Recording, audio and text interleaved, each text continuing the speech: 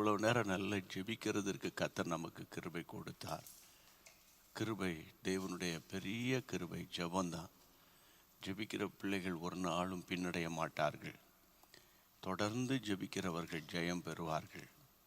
தொடர்ந்து ஜெபிக்க ஜெபிக்க ஜெபிக்க தான் சூழ்நிலைகள் மாறுகிறது. சில யுத்தங்கள் வேதத்தில் சில நாட்களில் முடிந்து விட்டது. சில யுத்தங்கள் வேதத்தில் தொடர்ந்து நடந்து வந்தது. தொடர்ந்து நடந்து கொண்டே வந்தது. குறிப்பாக தாவீதுக்கு விரோதமாய் சவுல் நெடுநாள் சத்துருவாக இருந்தான் என்று உங்கள் எல்லாருக்கும் தெரியும். இங்கே ஒரு கேள்வியை நான் எழுப்புகிறேன். தாவீது கர்த்தரால் அபிஷேகம் பண்ணப்பட்டவன். கர்த்தருடைய ஆவி தாவீதின் மேல் இருந்தது. 1 சாமுவேல் 16 அதிகாரத்தின்படி கர்த்தர் அவரை அபிஷேகம் பண்ணார். ஆனால் அபிஷேகம் பண்ணின தாவீதுக்கு விரோதமா ஏற்கனவே அபிஷேகம் பெற்றப்பட்ட சவுல் தான் அவர் விழுந்து போனான். விழுந்து போன ஒரு ஆவி. இப்படி சொன்னால் இன்னும் உங்களுக்கு புரியும். சவுல் கொன்றது 1000 பேர், தாவீது கொன்றது 10000 பேருன்னு சொல்லி பாடி பாடி அந்த ஒரு பொறாமையின் காய்மகாரமாய் பார்த்தான் அப்படின்னு உங்கள் எல்லாருக்கும் தெரியும். பைபிள் கிறிஸ்டியன்ஸுக்கு தெரியும். அன்னையிலிருந்து அந்த ஸ்பிரிட் சவுலுக்குள்ளே இறங்கிட்டு அதுக்கப்புறம் அவன் செய்த தவறுகளின் நிமித்தம் ஆவியானவர் விலகினார். அதனால் பொல்லாத ஆவி உள்ளே வந்தது. இப்போ பொல்லாத ஆவி என்ன செய்து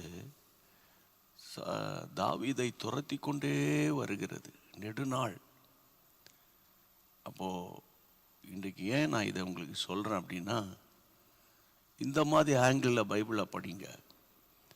கர்த்தர் உனக்காக யாவற்றையும் செய்து முடிப்பார். உண்மைதான். ஆனால் இந்த வருஷத்தின் கடைசியில் திரும்பி பார்க்கும்போது உங்கள் காரியத்தின் கடைத்தொகை அல்லது உங்கள் காரியத்தின் முடிவை பார்க்கும்போது கர்த்தர் செய்து முடித்தார்னு சொல்ல முடியலையே எனக்கு, அல்லது நான் செய்து முடித்தேன் என்று சொல்ல முடியலையே. இதுதான் என்னுடைய வேதனை, ஆதங்கம். அப்போ ஏன் தான் கர்த்தர் செய்யலையோ தெரில, கொஞ்சம் கடவுள்கிட்ட கேட்டு சொல்லுங்க அப்படின்னு எங்களை சாமியாராக மாற்றிடக்கூடாது. சில ஆட்கள் மாறி இருக்கான், அது வேறு விஷயம்.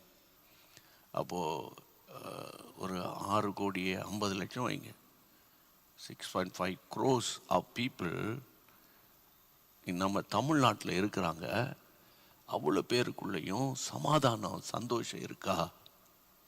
திங்க் பண்ணிங்களா? 4 சுவத்துக்குள்ளே லாடி ஸ்கூட் பாடிக்கிட்டு இருக்கிற விசுவாசிகளுக்கும் ஊழியர்களுக்கும் நான் பேசுகிற காரியம் கஷ்டமாக இருக்கலாம். அதனால் காலங்களும் நாட்களும் வருஷங்களும் வேகமாக உருண்டுக்கிட்டே போகுது. அதனால் பிரியமானவர்களே, விசுவாசிகளுக்கு, குறிப்பாக ஜேஎம்எம் யூடியூப் ஃபேமிலிஸ்க்கு, ஆன்லைன் வியூவர்ஸுக்கு நான் சொல்கிறேன், மன்னிக்க வேண்டிய காரியங்கள் எனக்குள்ளே ஒரு சரியான ஒரு ஆண்டவரே ஒரு உணர்வுள்ள இருதயம் வரணும் அப்படின்னு நீங்கள் தேவனை நோக்கி ஜெபம் பண்ணுங்க. உங்கள் பிள்ளைகளுக்காக ஜெபம் பண்ணுங்க. வேதனையிலும் மக்கள் அந்த ஜெப குறிப்பை அனுப்பியிருக்கிறாங்க. ஒரு பக்கம் குடி, இன்னொரு பக்கம் பில்லி சூனிய கட்டு, இன்னொரு பக்கம் தீராத வியாதி, இன்னொரு பக்கம் பயங்கர கடன் பிரச்சனை, இன்னொரு பக்கம் விபத்து, இன்னொரு பக்கம் குடும்ப சண்டை. இதெல்லாம் நிறைய நான் உட்காந்து வாசித்துட்டு தான் இப்போ உங்களிடத்துல வரேன், இந்த இன்றைக்கி ஒரு ப்ரேயர் பாயிண்ட்ஸை. அப்போது அதுக்காக இப்போ நம்ம ஜெபிக்கணும். 7:15 மணி 8 மணிக்கு நம்ம முடிக்கணும். மிஷினரிகளுக்காக ஜெபிக்க வேண்டிய காரியம் இருக்குது. அதனால் அன்பு தேவனுடைய பிள்ளைகளே, நீங்கள் இந்த எஞ்சியுள்ள நாட்களை இப்போ நான் உங்களுக்கு சொல்கிறேன். நீங்கள் மனதில் ஒரு யூகிச்சு கொள்ளுங்க. ஒரு 5 பேருக்காவது நீங்கள் சொல்லுங்கள். நான் சொல்கிற இந்த இன்ஃபர்மேஷனை ஒரு 5 பேருக்கு நீங்கள் சொல்லுங்கள். இந்த எஞ்சி உள்ள காலங்களை ஸ்தோத்திரத்தினாலும் சுத்திகரிப்புனாலும். அந்த வசனம் ரொம்ப முக்கியமான ஒரு வசனம். 1 யோவானில் நான் உங்களுக்கு ஒவ்வொரு நாளும் எடுத்து காட்டின அந்த வசனம். 1 யோவானில் நம்ம வாசிக்கிறோம். கர்த்தருடைய வார்த்தையை நான் உங்களுக்கு 3ஆம் அதிகாரத்தினுடைய 3ஆம் வசனம், 3ஆம் அதிகாரம் 3ஆம் வசனம். Praise God.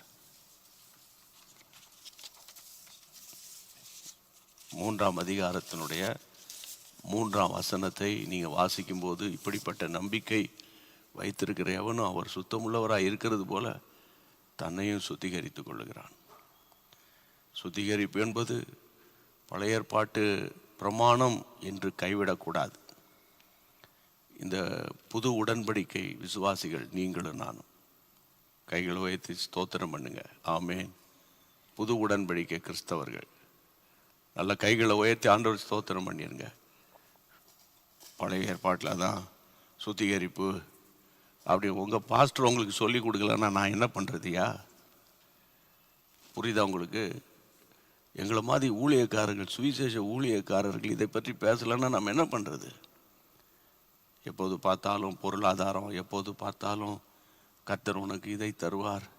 நான் என்ன சொல்கிறேன்னா, நம்ம கர்த்தருடைய பிள்ளைகள், அவருடையதெல்லாம் என்னுடையது, அவ்வளவுதான். அதே நேரத்தில் என்னுடைய விரலுக்கு தகுந்ததான் வீக்கம், என் உயரம் எனக்கு தெரியும். அவரவருக்கு என்ன தேவையோ அதை கர்த்தர் பகிர்ந்து அளிப்பார். ஆமேன். அப்போது நான் தொடர்ந்து சுத்திகரிப்பை பற்றி தான் பேச போகிறேன். இன்றைக்கி மறக்க வேண்டியதை மறந்துட்டோமா அப்படிங்கிறது தான் இன்றைக்கி டாப்பிக்கு. இன்றைக்கும் நாளைக்கும் பிலிப்பியருக்கு எழுதின நிருபம் 3ஆம் அதிகாரம் 13ஆம் வசனம். பிலிப்பியருக்கு எழுதின நிருபம் 3ஆம் அதிகாரம், பிலிப்பியன் சாப்டர் 3 verse 13ல் அப்போஸ்தலனாகிய பவுல் சொன்ன அந்த வார்த்தையை நான் உங்கள் மத்தியில் வாசிக்கணும்னு ஆண்டவருடைய கிருபையினால் இருக்கிறேன். சகோதரரே, அதை பிடித்துக் கொண்டேன் என்று நான் எண்ணுகிறதில்லை. ஒன்று செய்கிறேன், பின்னானவைகளை நான் மறந்து முன்னானவைகளை நாடி. போதும். 13ஆம் வசனத்தில் பின்னானவைகளை நான் மறக்கிறேன், முன்னானவைகளை நாடுகிறேன். இதுதான் இன்னைக்கு நாளைக்கு நான் பேச வேண்டிய ஒரு கீவேர்டு. அல்லாவிட்டால் கர்த்தருடைய பிள்ளைகளை ஒரு கருப்பொருள். பின்னானவைகளை மறக்கிறேன், மறந்து. அந்த வார்த்தை நீங்கள் கவனிக்கணும் கர்த்தருடைய பிள்ளைகளை. அந்த வார்த்தை ரொம்ப முக்கியம். பின்னானவைகளை நான் மறக்கிறேன். I do forgetting those things which are behind. எனக்கு பின்னால் இருக்கிற காரியங்களை, கடந்த கால காரியங்களை நான் மறக்கிறேன் அப்படின்னு பவுல் சொல்றார். அப்போது இன்னைக்கும் நாளைக்கும் ஆண்டவர்கிட்ட நான் விசாரிக்கும்போது மறக்க வேண்டிய காரியங்களை குறித்து கர்த்தர் விசுவாசிகளோடும் தேவ பிள்ளைகளோடும் பேசணும்னு எனக்கு ஒரு ஏவுதல். அதனால தான் இன்றைக்கு உங்களோடு கூட நான் அமர்ந்து கர்த்தருடைய வார்த்தை உங்களுக்கு நான் பேசிகிட்டு இருக்கிறேன். கர்த்தருடைய பிள்ளைகளை, கலாத்தியருக்கு எழுதின நிருபத்தில் 1ஆம் அதிகாரத்தில் 13-14 வசனங்களில் பவுல் தன்னை குறித்து சொல்லும்போது, நான் யூத மார்க்கத்தில் இருந்தபோது, அதான் பின்னானவைகள், யூத மார்க்கத்தில் இருந்தபோது என்னுடைய நடக்கை குறித்து கேள்விப்பட்டிருப்பீர்கள். என் நடக்கை குறித்து கேள்விப்பட்டீங்க. தேவனுடைய சபையை நான் மிகவும் துன்பப்படுத்தி அதை பாழாக்கி என் ஜனத்தாரில் என் வயதுள்ள அநேகரை பார்க்கிலும் யூத மார்க்கத்திலே தேறினவனாய், யூத மார்க்கத்தில் நான் ஒரு தேறின ஒரு ஆளு, என் பிதாக்களுடைய பாரம்பரிய நியாயங்களுக்காக மிகவும் பக்தி வைராக்கியம் உள்ளவனாய் இருந்தேன். பக்தி வைராக்கியம். அந்த ஸ்கிரீன்ல வசனத்தை பாருங்க கர்த்தருடைய பிள்ளைகளை. அதாவது ஒன்று தேறினவன், மார்க்கத்தில், யூத மார்க்கத்தில் தேறினவன். ரெண்டாவது பாரம்பரியத்தை ஃபாலோ பண்றவன். மூணாவது பக்தி வைராக்கியம் உடையவன். அப்போ விசுவாசிகள் கிறிஸ்தவங்க நினைக்கணும், அதாவது இவனுடைய பக்தி வைராக்கியம் எல்லாம் எதுன்னு கேட்டால் பழைய உடன்படிக்கைய அவன் பக்தி வைராக்கியத்தில் இருந்தான். ஆனால் உண்மையான இரட்சகராக இயேசு என்று அவருக்கு தெரியாது. அதனால தான் கர்த்தருடைய பிள்ளைகளை அவர் இப்போ இங்கே எழுதுறார், இயேசுவை அறிந்த பிறகு பின்னானவைகளெல்லாம் நான் மறக்கிறேன்.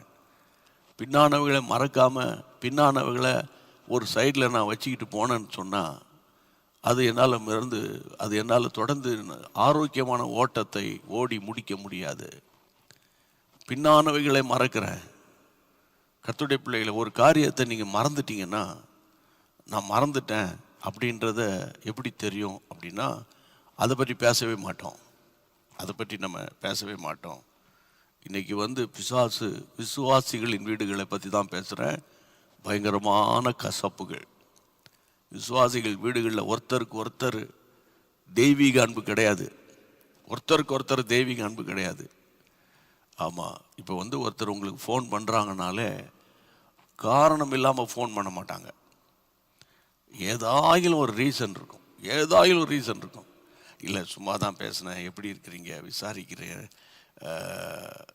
நீங்கள் சுகவீனமாக இருந்தீங்கல்ல, இப்போ எப்படி இருக்கிறீங்க, அல்லது அந்த மாதிரி கேட்குறதுக்குன்னு ஒரு குரூப் இருக்குது. ஆனால் பரவலாக காரணம் இல்லாமல் யார் உங்களை தேடி வர்றதில்லை. அதே நேரத்தில் சந்தோஷமாக இருக்கும்போது எல்லாம் தேடி வருவாங்க. ஆனால் கண்ணீரோடு கூட இருக்கும்போது தேடி வர்றது இல்லை. அதனால் இன்றைக்கி நான் உங்களுக்கு என்ன சொல்கிறேன்னா, கர்த்தருடைய பிள்ளைகளை, பைபிள் ஃபோக்கஸ்டு கிறிஸ்டியனாக இருக்கணும். இன்றைக்கி இத்தனை நாளாக நம்ம ஜெபம் நடத்திக்கிட்டு போகிறோம். தொடர்ந்து நீங்கள் ஒவ்வொரு நாளும் கர்த்தருடைய வார்த்தையை கேட்குறீங்க.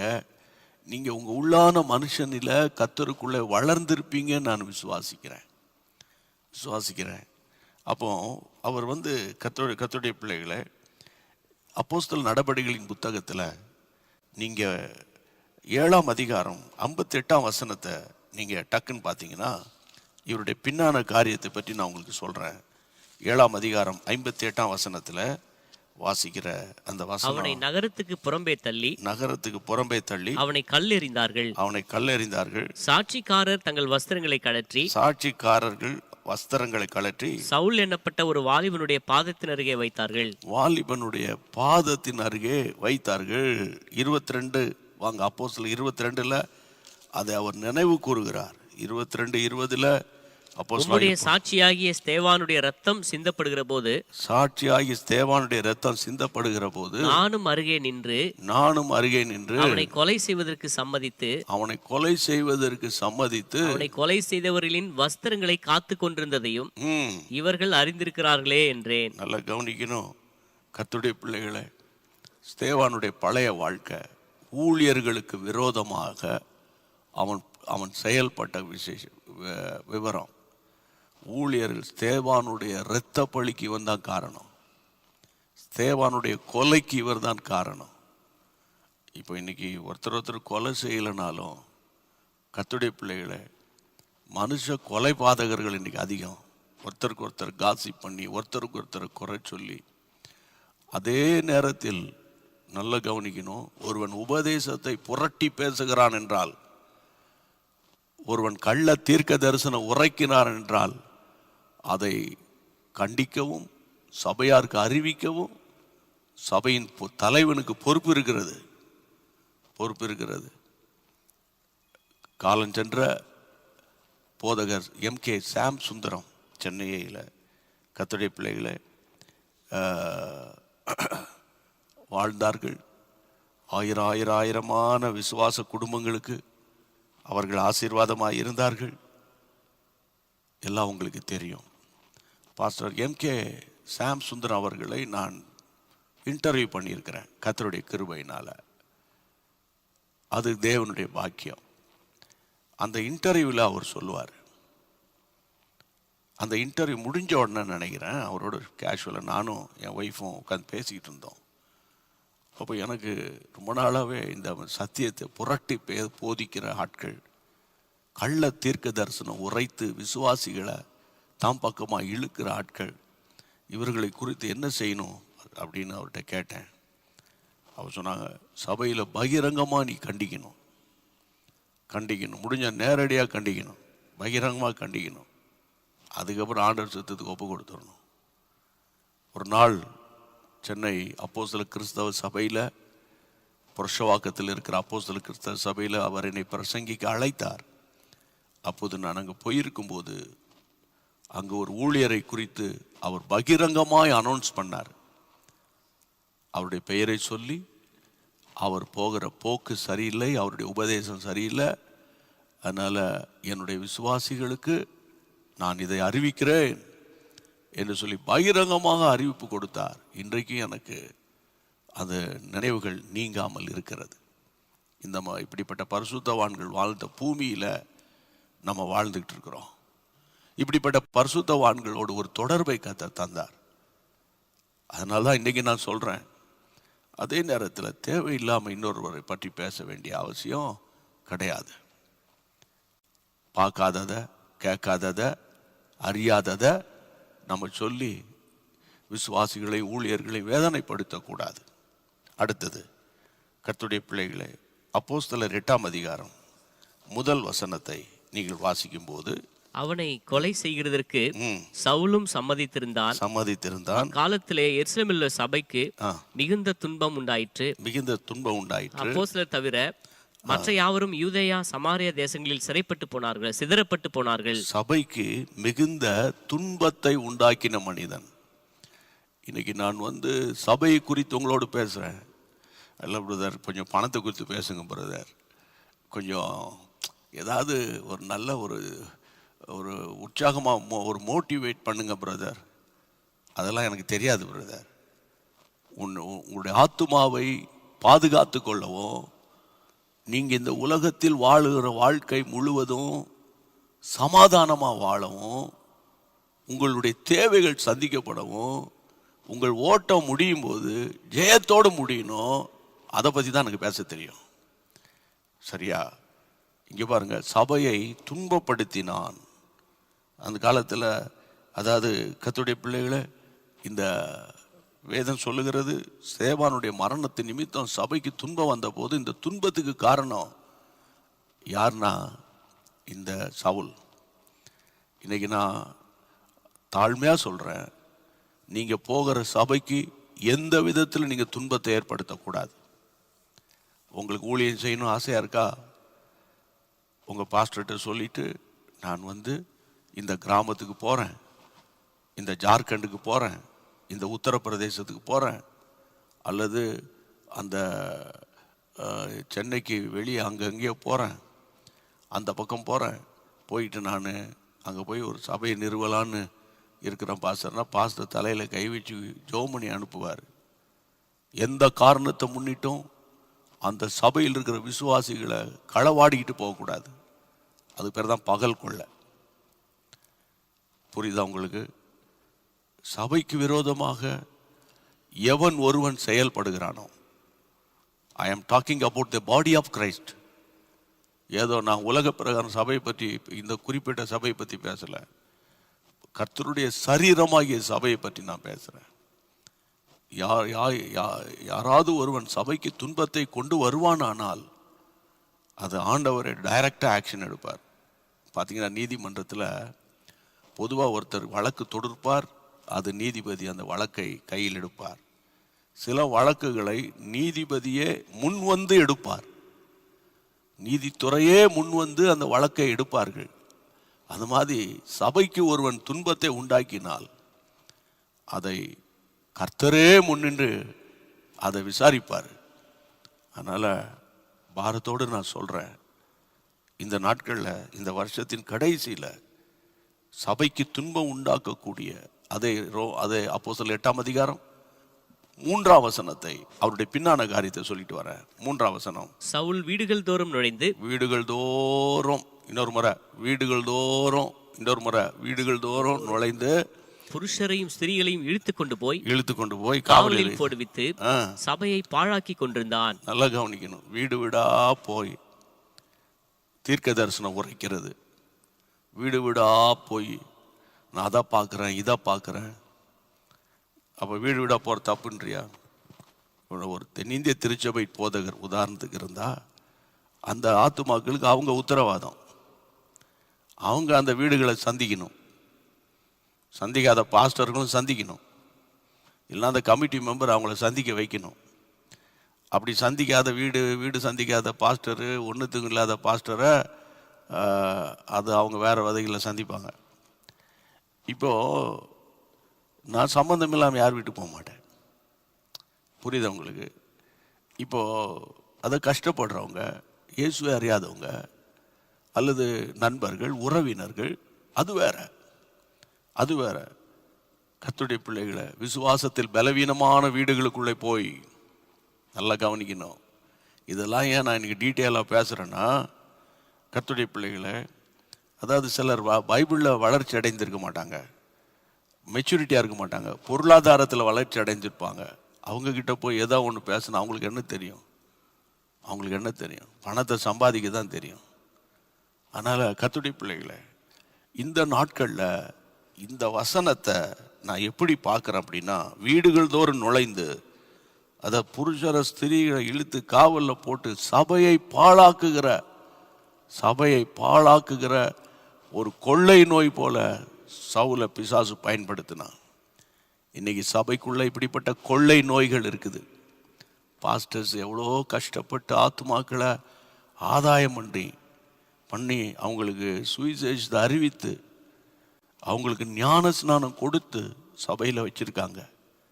ஆனால் சில சிறு நரிகளும் சில குழி நரிகளும் சபைக்குள்ளே நுழைந்து விசுவாசத்தில் பலவீனமான மக்களை தாறுமாறாய் கொண்டு போகிறான். நான் ஒரு சுவிசேஷ ஊழியக்காரன், நான் ஒரு பாஸ்டர் இல்லை. ஆனால் 5 விதமான ஊழியத்தில் எனக்கு ஒரு பங்கு இருக்குது. மெய்ப்பர்கள், தீர்க்கதரிசிகள், சுவிசேஷகர்கள், போதகர்கள், இல்லை இந்த 5 விதமான அப்போஸ்தலர்கள். இந்த 5 விதமான ஊழியத்தில், சுவிசேஷ ஊழியத்தில் ஜீசஸ் மீட்ஸ் இயங்குது. ஆனால் அந்த பாடி ஆஃப் கிரைஸ்டுக்கு ஒரு கஷ்டம் வரும்போது அது நமக்கு கஷ்டம் வருது. ஆனால் இந்த கடைசி காலத்தில் உங்கள் வீட்டுக்கு வருகிறவர்களை குறித்து எச்சரிக்கையாயிருங்கள். உங்கள் வீட்டுக்குள்ளே நுழைகிற இன்டர்நெட் வழியாக வருகிற, இன்ஸ்டாகிராம் வழியாக வருகிற, ஃபேஸ்புக் வழியாக வருகிற கவர்ச்சிகரமான நடனங்களை குறித்து எச்சரிக்கையாயிருங்கள். கவர்ச்சிகரமான காதுக்கு இனிய பாடல்களை குறித்து எச்சரிக்கையாயிருங்கள். அவ்வளோதான் சொல்ல முடியும். இனிமேல் நீங்கள் தான் பிக்கப் பண்ணிக்கணும். ஆண்டவருக்கு மகிமை உண்டாகட்ட. நான் ஒரு ஆலயத்துக்கு போனேன் என்றால் அந்த ஆலயத்தினுடைய மக்கள் ஆறுதல் அடையணும், அந்த ஆலயம் பலப்படணும், அந்த போதகர் கர்த்தருக்குள்ள சந்தோஷப்படணும். அதான் ரொம்ப முக்கியம். பின்னானவைகளை மறங்க. இப்படிப்பட்ட எதாயில் இருக்குமானால் அதெல்லாம் ஆண்டவரே என்னை விட்டு போயிருட்டோம்ப்பா அப்படின்னு நம்ம ஒப்பு கொடுக்கணும். அப்போஸ்தலர் 9:1. இன்னும் கர்த்தருடைய சீஷரை பயமுறுத்தி, இது பாருங்க, ஏற்கனவே சவுல் வந்து நம்ம ஸ்தேவான் எல்லாரையும் கொண்டு சபை சிதறடிக்கப்பட்டு சபை வந்து பல தேசங்களுக்கு சிதறடிச்சாச்சு. அதில் பிலிப்பு தான் வந்து சமாரியாவில் போய் 8ஆம் அதிகாரத்தில் ஊழியம் செய்கிறாரு. 9ஆம் அதிகாரத்தில் திரும்ப வாசிங்க, 9:1. சவுல் என்பவன் இன்னும் கர்த்தருடைய சீஷரை பயமுறுத்தி கொலை செய்யும்படி சீறி பிரதான ஆசாரியத்துக்கு போய் ஊழியர்களை கொலை மிரட்டல். ஊழியர்களுக்கு விரோதமா. நான் உடன் ஊழியர்களுக்கு சொல்றேன், கர்த்தருடைய சித்தம் இல்லாமல் ஒருவர் உங்க மேல கை வைக்க முடியாது. அதாவது கர்த்தருடைய சித்தத்தின்படி நடக்கிற ஊழியர்களுக்கு நான் சொல்றேன், புரியுதா? கர்த்தருக்கு சித்தம் இல்லாமல் ஒரு ஆள் உங்க மேல கை வைக்க முடியாது. அதே நேரத்தில் காரணம் இல்லாத, இப்போ நான் ஒரு போதகர், நான் ஒரு இவாஞ்சலிஸ்டாக இருந்தால் சுவிசேஷ ஊழியத்தில் இருக்கணும். நான் போய் அரசியலில் போய் ஈடுபட்டுக்கிட்டு இருக்கக்கூடாது. அரசியல்வாதிகள் அவங்க வேலையை பார்ப்பாங்க, நம்ம வேலையை பார்க்கணும். நம்மளுடைய வேலை என்ன? தேசத்தை ஆளுகிற தலைவர்களுக்காக பிரார்த்தனை செய்யணும், அவருடைய பாதுகாப்புக்காக ஜெபிக்கணும். அதனால் இந்த இயற்கை சீற்றங்கள் வரும்போதெல்லாம் அவங்க படுற பாடுகளை பார்த்து எல்லா டிபார்ட்மெண்ட்ஸுக்காக நம்ம ஜெபிக்கணும். அதை விட்டுட்டு கர்த்தருடைய பிள்ளைகளை, சீஷர்களை பயமுறுத்துகிறது. உன்னை அங்கே ட்ரான்ஸ்ஃபர் பண்ணிடுவேன், இங்கே ட்ரான்ஸ்ஃபர் பண்ணிடுவேன், சிஎஸ்ஐ டயசிஸ் கவனிங்க நான் பேசுகிறத, அங்கே ட்ரான்ஸ்ஃபர் பண்ணிடுவேன், இங்கே ட்ரான்ஸ்ஃபர் பண்ணிடுவேன், அங்கே தூக்கி உன்னைய போட்டுருவேன், ஒய்ஃபை அங்கே அந்த ஸ்கூலுக்கு மாற்றி விட்டுருவேன். இங்கே பாருங்கள், எவ்வளோ பேர் பதவியில் இருக்கிறவனுக்கு 5 வருஷம்தான், புரியுதா? அதுக்கப்புறம் என்ன நிலைமை ஆகும்னு தெரியாது. புரிஞ்சுக்கணும், காலம் எப்போதுமே ஒரு போல இருக்காது. ஆக மொத்தம் you have to be very very careful about the church of God. இதில் நீங்கள் ரொம்ப ஜாக்கிரதையாக இருக்கணும். அல்லாவிட்டா கர்த்தருடைய பிள்ளைகளை ஆண்டவர் கணக்கு கேட்பார். அதனால் இந்த கடைசி நாட்களில் சபை வந்து வளரணும், சபை ஆறுதல் அடையணும், சபை பெருகணும். எந்த ஒரு தனிப்பட்ட மனுஷனுக்கு மேலேயும் நம்ம வஞ்சகம் வைக்கக்கூடாது. எந்த குரூப்பீஸும் நம்முடைய சபைகளில் வரக்கூடாது. எல்லார் கைகளை உயர்த்தி, இயேசுவே, நான் எதை மறக்க வேண்டுமோ அதை குறித்து எங்களோடு பேசினீர் ஆண்டவரே. அதற்காக உமக்கு ஸ்தோத்திரம் ஆண்டவரே. அதற்காக ஸ்தோத்திரம் ஆண்டவரே. ஆண்டவர் ஆலயத்தில் ஒரே பாலிட்டிக்ஸு, கடைசியில் போலீஸு, அதுக்கப்புறம் நீதிமன்றம், அதுக்கப்புறம் ஆண்டவர் நீதித்துறை தலையிடுதல், அதற்கப்புறம் ஆண்டவரே கர்த்தாவே உமக்கு ஸ்தோத்திரம், நீதிபதிகள் வந்து ஆண்டவரே ஆலயத்தை நடத்த வேண்டிய ஒரு சூழ்நிலை. இதெல்லாம் வந்து நிறைய இடங்களில் நடந்துக்கிட்டு இருக்குது. எங்களுக்கு ரொம்ப வேதனையாக இருக்குது ஆண்டவரே. ஆண்டவருடைய இரத்தத்தினால விலைக்கரையும் கொடுத்து சம்பாதித்த சபை ஆண்டவரே, உங்களுடைய நாமத்தினால நாங்கள் ஜெபிக்கிறோம் ஆண்டவரே. இப்பொழுது சபை என்பது கட்டிடம் அல்ல, சபை என்பது ஆத்துமாக்களை குறிக்கும் ஆண்டவரே. ஆத்துமாக்களை குறிக்கும் ஆண்டவரே. இந்த வருஷத்தில் எஞ்சியுள்ள நாட்களில் ஆண்டவரை எதை மறக்கணுமோ அதை நான் மறக்க அப்போஸ்தலனாகிய பவுலை போல ஒரு டெடிகேட் பண்ண உடைய பிள்ளைகளுக்கு உதவி செய்யும். பின்னானவைகளை மறந்து முன்னானவைகளை நாடி கர்த்தர் நியமித்த ஓட்டத்தில் ஓடுவதற்கு கிருபை தாரும் ஆண்டவரே. உம்முடைய கைகளில் ஒப்பு கொடுக்கிறோம் ஆண்டவரே. மறுபடியும் ஜெபிக்கிற ஆண்டவரே. ஆண்டவரே, பல ஆண்டுகளுக்கு முன்பு மிஷினரிகள் விலைக்கரையம் கொடுத்து சம்பாதித்த எங்கள் ஆலயங்களில் சத்துரு விளையாடுறானப்பா. ஆண்டவரே, நீர் உதவி செய்யுங்க. உம்முடைய நாமம் மகிமைப்படட்டும். எல்லார் கைகளை உயர்த்தி நல்ல தலைவர்களை சபைக்கு எழுப்பித்தாரும், நல்ல சினாட் மெம்பர்ஸை எழுப்பித்தாரும் ஆண்டவரே. உமக்கு ஸ்தோத்திரம். மாடரேட்டரை எழுப்பித்தாரும், நல்ல பிஷப்மார்களை எழுப்பித்தாரும். கர்த்தருடைய நாமத்தினால் எங்கள் சபைகள் உயிர் மீட்சி அடையட்டும். கர்த்தருடைய வருகைக்கு சபை ஆயத்தமாகட்டும். கர்த்தாவே, நாளைக்கு காலையில் 5:30 மணி ஜெபம் ஆண்டவரே. அந்த 5 நிமிஷம் வார்த்தை கர்த்தர் ஜனங்களை உயிர்ப்பீங்க.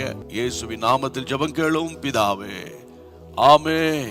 என் ஆத்துமாவே கர்த்தரை ஸ்தோத்திரி, என் முழுவலுமே பரிசுத்த நாமத்தை ஸ்தோத்திரி. என் ஆத்துமாவே கர்த்தரை ஸ்தோத்திரி. கர்த்தர் செய்த சகல உபகாரங்களை மறவாதே. ஆமென்.